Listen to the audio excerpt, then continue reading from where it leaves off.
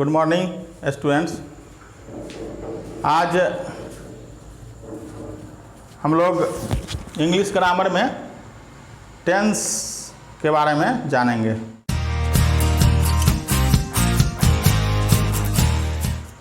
Tense का मतलब क्या होता है? टेंस का मतलब काल या समय होता है।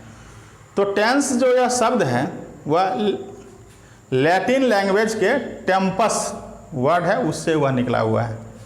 टेंस टेंस लैटिन लैंग्वेज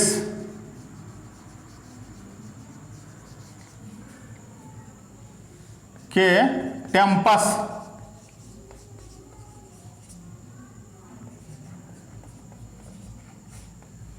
शब्द से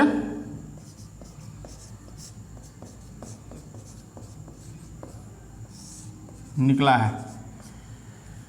डिराइव्ड फ्रॉम टेम्पस वर्ड, जिसका अर्थ होता है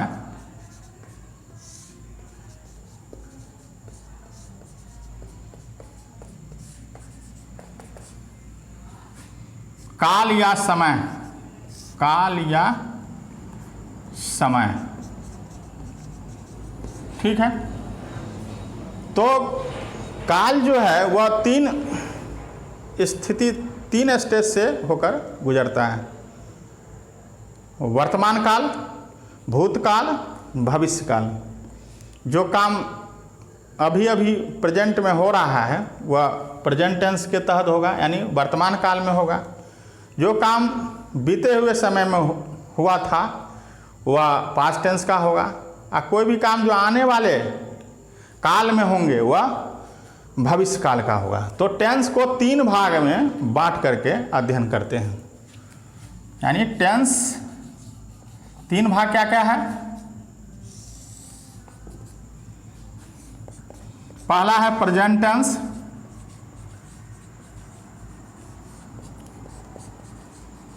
दूसरा है पास्ट टेंस, तीसरा है फ्यूचर टेंस।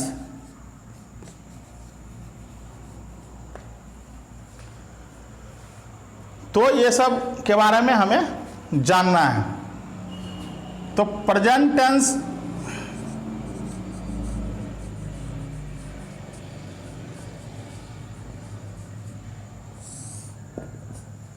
सामान्य रूप से जो काम होता है वह प्रेजेंट टेंस के अंतर्गत आता है।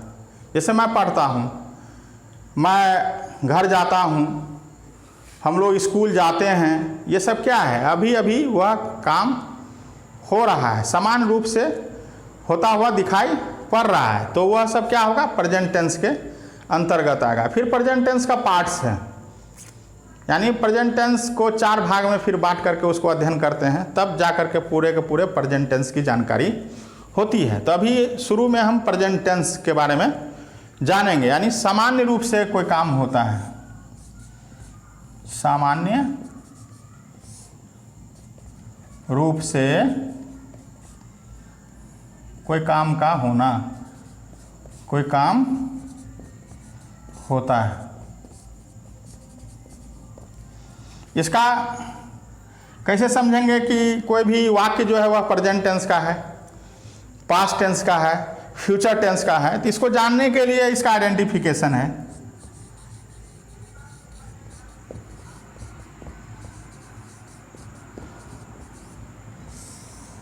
आइडेंटिफिकेशन जो है वह सेंटेंस के अंत में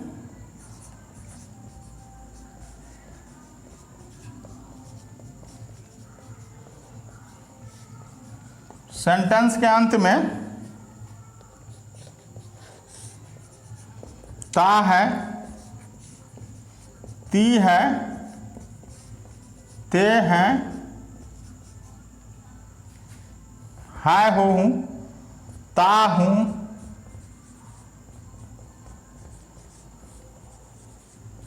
ती हूँ, ते हैं आदि शब्द लगे रहते हैं।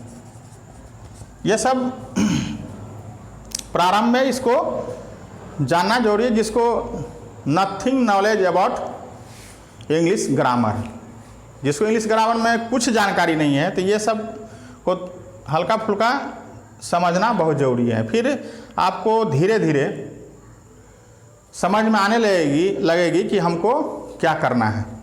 तो ये सब उसके लास्ट में रहेगा, तो हम समझ जाएंगे कि क्या है प्रेजेंट टेंस का वाक्य है और उसको कैसे हम कन्वर्ट करेंगे इंग्लिश फॉर्म में।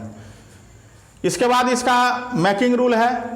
जैसे इंग्लिश छोड़ करके यदि आप हिंदी में कोई भी वाक्य को देखेंगे तो कोई ज़रूरी नहीं है कि सब्जेक्ट कर्ता के बाद वह क्रिया आएगी, यानी सब्जेक्ट के बाद वर्ब आएगी। लेकिन इंग्लिश में कोई भी आप सेंटेंस को देखें तो सब्जेक्ट के बाद जो है वर्ब आता है, और वर्ब के बाद ऑब्जेक्ट आता है, ऑब्जेक्ट के बाद अन्य कोई भी चीज़ें हैं जो वाक्य में दिया हुआ वो सब आता है।